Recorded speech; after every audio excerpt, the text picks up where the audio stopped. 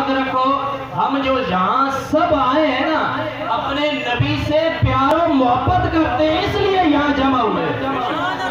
کون بیٹھتا ہے رات کے 11 بجے تک؟ سب کو کام لگے ہوئے، اور پھر اس موسم میں پھر اگر رات کا ایک پہر گزر گیا اور ہم بیٹھے ہیں تو یہ محبت رسول ہے۔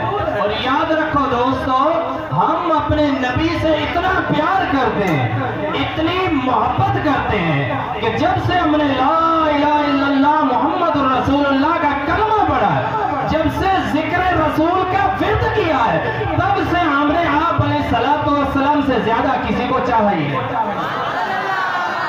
ہے شک اس میں؟ آپ اپنے ماحول میں ارد گرد نظریں اٹھا کے دیکھ لیں، اپنے اڑوس پڑوس میں دیکھ لیں، اگر کوئی شخص دین اسلام سے پھر جاتا ہے، یعنی میرے نبی علیہ السلام کو ماننے کے سے انکار کر دیتا ہے، چاہے وہ ہمارا بھائی ہو، چاہے وہ ہمارا رشتہ دار ہو، چاہے وہ ہمارا اڑوسی پڑوسی ہو، چاہے ہمارے وہ دوست و احباب ہو، چاہے جتنا قریب وہ شخص ہو، ہم اس سے لینا دینا ترک کر دیتے ہیں۔ ہمیں محبت رسول ہے بھائی، ایسی بات یا شک ہے؟ ہم اپنے نبی سے اتنا پیار کرتے ہیں، اتنی محبت کرتے ہیں کہ اگر کوئی شخص میرے نبی علیہ السلام کی شان میں غصہ نہیں کرے تو پھر وہ ہمارا قریب کتنا ہی ہو، ہم اس کا سر اتارنے کے لیے بھی نہیں گئے، کیونکہ ہم اپنے نبی سے پیار کرتے ہیں۔ اب بات ہے صحابہ کی محبت کی کہ حضور علیہ السلام کی بارگاہ مقدس میں سفیر آ رہے تھے، کافر بھیج رہے تھے، میرے نبی علیہ السلام بھیج رہے تھے کہ کہیں معاہدہ ہو جائے۔ پھر عروہ بن مسعود ثقفی رضی اللہ تعالیٰ عنہ اس وقت مسلمان نہیں تھے، وہ آئے، جب وہ میرے نبی علیہ السلام کی بارگاہ مقدس میں آئے، صحابہ کا ادب دیکھا، صحابہ کا جنون دیکھا، صحابہ کا عشق مصطفیٰ دیکھا، تو واپسی پر کفار سے کہنے لگے، او کافرو، محمد سے جنگ کا سوچنا بھی نہ۔ بھئی کیا دیکھا عروہ تم نے، کیوں ہمیں ڈرا رہے ہو؟ وہ غلام اپنے نبی سے اتنا پیار کرتے ہیں کہ تم اگر نبی کے لیے جنگ کا ارادہ کرو گے تمہاری گردنیں کاٹ کے رکھ دیں گے، وہ نبی علیہ السلام کے پاس نہیں آنے دیں گے تمہیں۔ بھئی کیا دیکھا؟ کہا میں نے بڑے بڑے بادشاہوں کے محلات میں گیا، بڑے بڑے بادشاہوں کے دربار میں نے دیکھے، بڑے بڑے بادشاہوں کے محفلوں میں گیا، ان کے غلام اتنا ادب اپنے بادشاہ کا نہیں کرتے جتنا محمد کا غلام اپنے نبی علیہ السلام کا ادب کرتا۔ بھئی کیا دیکھا؟ بھئی میں نے وہ دیکھا کہ آپ کی عقل جو حیرت میں پڑ جائے گی۔ کیا دیکھا؟ ہم نے دیکھا کہ محمد علیہ السلام جب وضو کے لیے پانی منگواتے ہیں، وہ پانی میرے نبی علیہ السلام کے جسم اطہار سے ٹچ ہوتا ہے، جب وہ اتنا قیمتی ہو جاتا ہے، وہ دنیا کی قیمتی ترین چیز بن جاتا ہے کہ صحابہ اسے زمین پر نیچے گرنے نہیں دیتے اور ایک دوسرے کے نیچے ہاتھ کر لیتے، اور جس خوش قسمت کے ہاتھ پر وہ پانی کا قطرہ گر جائے وہ ایسے سمجھتا تھا کہ دنیا کی کائنات مجھے مل گئی۔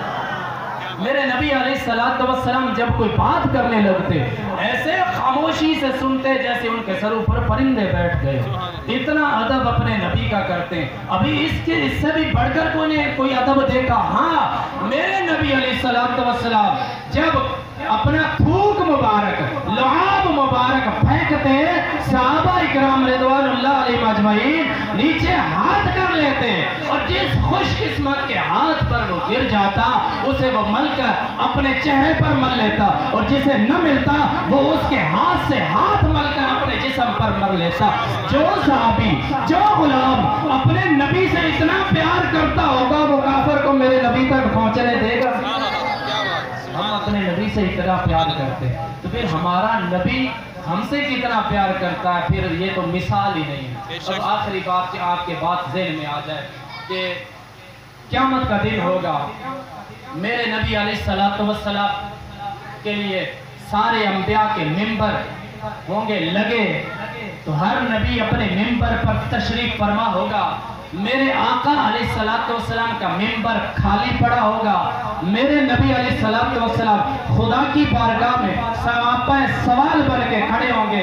اللہ وحدہ لا شریک فرمائے گا، اے محمد، اے حبیب، اے میرے محبوب، آپ اپنے منبر پر تشریف کیوں نہیں رکھتے؟ اتنی بڑی محفل میں اگر کسی شخص کے لیے کرسی رکھی جائے اور ہم کہیں کہ آپ آ کے بیٹھ جائیں، وہ تو دیر ہی نہیں کرے گا کہ سب سے بڑھ کر مجھے عزت ملے۔ اس عالم میں پوری کائنات، پوری مخلوق اکٹھی ہے اور میرے نبی علیہ السلام کو خدا فرما رہا ہے تشریف رکھیں، اور حبیب علیہ السلام امت کے غم میں عرض کر رہے ہیں رب العالمین جب تک میری امت کا حساب نہیں ہو جاتا تب تک میں منبر پر تشریف۔ سبحان اللہ، کیا بات ہے، سبحان اللہ۔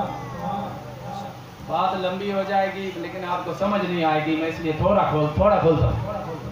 سوال اٹھا یا رسول اللہ، جب آپ کو رب نے مقام شفاعت عطا فرمایا، آپ نے ایسا کیوں نہیں کہہ دیا یا اللہ جب تک میری امت کو جنت عطا نہیں کر دیتا میں بیٹھتا نہیں؟ حساب و کتاب کیا کیوں کہا؟ یا اللہ حساب و کتاب کر، کیوں کہ حساب اس لیے کہ یا رب العالمین پتہ چلے کہ تیرے کون ہے، جنہوں نے تیری اطاعت و فرما برداری کی ہے، جنہوں نے نمازیں پڑھی، جنہوں نے روزے رکھے، ان سے تو تیرا وعدہ ہے نا تم دنیا میں نیکی کرو میں آخرت میں تمہیں جنت عطا کروں گا۔ وہ اپنے تو اٹھا جو گناہگار بچتے پتہ چلے کہ میرے کون ہے۔ سبحان اللہ، وادی بس، کیا بات ہے، سبحان اللہ۔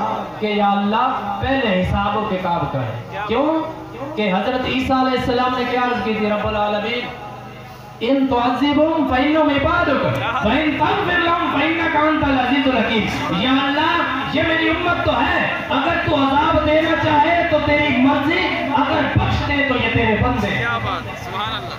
بھائی حضرت ابراہیم خلیل علیہ السلام نے کیا عرض کی رب العالمین رب انہن اضللن کثیرا من الناس فمن تبعنی فإنہ منی ومن عصانی فإنک غفور رحیم۔ رب العالمین ان بتوں نے بہت سے لوگوں کو گمراہ کیا، اب جن لوگوں نے میری اتباع کی، میری پیروی کی، وہ تو مجھے دے دے، وہ مجھے دے جنہوں نے میری پیروی کی، ومن عصانی اور جنہوں نے میری نافرمانی کی، پھر تو جان اور تیرا معاملہ جان۔ یہاں کیا معاملہ ہے؟ جو میرے غلام ہیں وہ مجھے دے، اور جو میرے نافرمان ہیں وہ تو جان اور تو خدا جانے۔ یہاں معاملہ الٹے، جنہوں نے میری فرما برداری کی اور تیری بات مانی وہ تو ہے، جو غلام گناہگار ہیں لیکن میری پہچان بنا کے گئے، مجھے پہچان گئے، ایسی دنیا میں پہچان بنا کے گئے کہ آج میں نے پہچان لیا کہ میرے غلام ہیں، گناہگار ہیں، یہ مجھے دے۔ یہ محبت نہیں ہے رسول علیہ السلام کی امت سے؟ یا اللہ نیک تو تو ہے، گناہگار مجھے دے، کیونکہ تیرا وعدہ ہے میں بھی آزماؤں کہ تو نے جو مقام شفاعت مجھے عطا کیا ہے کہ جس پر تو ہاتھ رکھے گا چاہے وہ جتنا بھی گناہگار ہوگا میں اسے جنت عطا کروں گا۔ اب اس پر ہاتھ رکھوں گا جس نے میرا کلمہ پڑھا، میری غلامی کے دائرے میں آ گیا، زندگی میں وہ میلاد منایا کرتا تھا، زندگی میں میری غلامی کا تصور کیا کرتا تھا، مجھ سے محبت کیا کرتا تھا، دنیا میں ایسا کچھ خاص کر گیا کہ آج میں نے پہچان لیا کہ یہ میرا غلام۔ سبحان اللہ، سبحان اللہ۔ دوستو پہچان بناؤ اپنی، ہمارے اعمال جو ہے نا عدل کریں تو تھر تھر کمبن اونچیاں شانہ والے، ہماری نیکی جو ہے نا کچھ بھی نہیں، ہماری پہچان جو ہے وہ غلام مصطفیٰ ہے۔ پہچان بنا جاؤ تو اس دن آپ رونق دیکھیں گے امتیوں کے چہروں پر کہ یا رسول اللہ صلی اللہ علیہ وسلم، اللہ تعالیٰ فرمائے گا اے حبیب کیا چاہتے ہیں؟ یا رسول اللہ صلی اللہ علیہ وسلم، یا الہ العالمین اب عیدیں مجھے عطا فرما، ان کی بخشش چاہتا ہوں۔ خدا فرمائے گا پھر ایسا ہے حساب و کتاب ہو لینے دے، حساب ہو جائے گا، خدا نیکوکاروں کو جنت عطا کرے گا، گناہگاروں کو جہنم کی طرف روانہ کرے گا، میرے نبی علیہ السلام سجدہ ریز ہو جائیں گے، خدا وحدہ لا شریک فرمائیں گے اے حبیب آپ سر اٹھائیں، آپ جو کچھ کہیں گے آپ کی سنی جائے گی. آپ جو مانگیں گے آپ کو عطا کیا جائے گا. جس کی آپ شفاعت فرمائیں گے اس کی شفاعت قبول کی جائے گی. میرے نبی علیہ السلام فرمائیں، عرض کریں گے یا رب العالمین وہ میرا غلام جہنم میں جا رہا ہے، اس کی بخشش چاہتا ہوں. اللہ تعالیٰ فرماتا ہے صرف ایک نہیں، جا جس کے دل میں بھی دانے کے برابر ایمان موجود ہے اس کو جہنم سے لے کر جنت میں چلا. میرے نبی علیہ السلام ہاتھ سے پکڑیں گے اپنے غلام کو اور جنت میں لے کر چلے جائیں گے. ایسا کیوں نہیں ہوا کہ اللہ تعالیٰ فرشتوں کو کہتا فرشتوں انہیں جنت دو، انہیں جنت بھیج دو. یہاں کیا ہے؟ خدا فرما رہا ہے حبیب خود جائیں اپنے غلام کو لے کر آئیں کہ جنت میں جب اسے ہوش آئے، جب اسے رات و سکون ملے، پھر یہ نہ کہیں کہتا پھر کہ پتہ نہیں کسی نے چھڑا لیا مجھے، پتہ نہیں میری سزا ختم ہوگی. یہ سمجھے کہ میرا مالک مجھ تک پہنچ گیا ہے. مالکی بناؤ. تو میرے نبی علیہ السلام فرماتے ہیں کہ میں جب واپس آؤں گا پھر خدا کی بارگاہ میں سجدہ رہے یا الہ العالمین. اب سجدہ پھر اللہ تعالیٰ فرمائے گا حبیب اب سر اٹھا، پھر وہی جملے آپ جو کہیں گے وہ آپ کی سنی جائے گی، آپ جو مانگیں گے عطا کیا جائے گا، آپ جس کی شفاعت فرمائیں گے اس سے قبول کی جائے گی. میرے نبی علیہ السلام عرض کریں گے یا رب العالمین آپ نے فرمایا تھا جس کے دل میں دانے کے برابر ایمان ہے اسے جہنم سے نکال لے. میں نکال لایا. اب وہاں میں نے میرے کچھ اور غلام بھی تھی جنہیں میں نے پہچان لیا. میں نے وہی کہا پہچان بناؤ. آقا علیہ السلام وہاں پہچان لے کہ وہ میرا غلام ہے. اس کے دل میں رائی کے دانے کے برابر ایمان تھا. اللہ فرمائے گا کہ جا اسے بھی بازو سے پکڑ اور جنت میں لے جا. پھر آئیں گے پھر سجدہ ریز ہو جائیں گے. تیسری بار میرے آقا علیہ السلام ہمیں بار بار جاتے ہوئے شرم آتی. میرے آقا علیہ السلام نے فرمایا کہ میرا رب کا مجھ سے وعدہ ہے کہ حبیب تجھے اتنا کچھ عطا کروں گا کہ تو راضی ہو جائے گا. اور میری رضا کیا ہے؟ میری رضا ہے کہ جب تک میرے سارے امتی جنت میں نہیں جاتے اس وقت تک میں راضی نہیں ہوں. حتیٰ کہ چوتھی بار پھر میرے نبی علیہ السلام سجدے میں جائیں گے. اللہ تعالیٰ کے حکم سے اپنے آخری امتی کو بھی جہنم سے نکال کر جنت میں لے جائیں گے. حتیٰ کہ فرشتے کو کہنا پڑے گا کہ یا رسول اللہ خدا کے غضب کے لیے ایک کو بھی نہ چھوڑا آپ نے. یہ جملے فرشتے کو کہنے پڑے.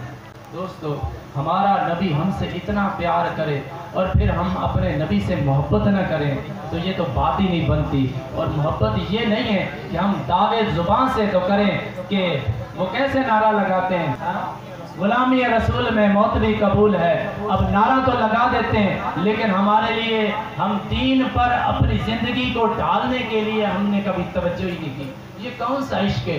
محبوب کی ہر ادا کو عاشق پالتا ہے.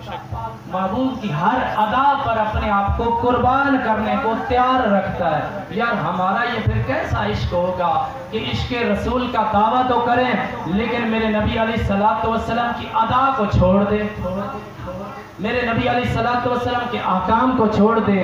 اگر ایسی بات ہے تو پھر یہ زبانی دعوے ہوں گے. اگر ایسی بات ہے زبانی دعوے تو پھر یہ دعوے ہماری پہچان نہ بن سکیں گے.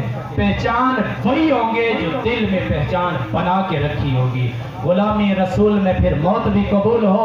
اگر ایسا جذبہ ہم لے کے رہیں گے اور زندگی گزاریں گے خدا ہمیں ایسی حالت میں اگر موت دے تو انشاءاللہ جہنم کو کیا ہے پھر ہمارے خدا وحدہ لا شریک نے ہم پر وہ احسان کیا ہے کہ جنت انشاءاللہ ہمارے لیے.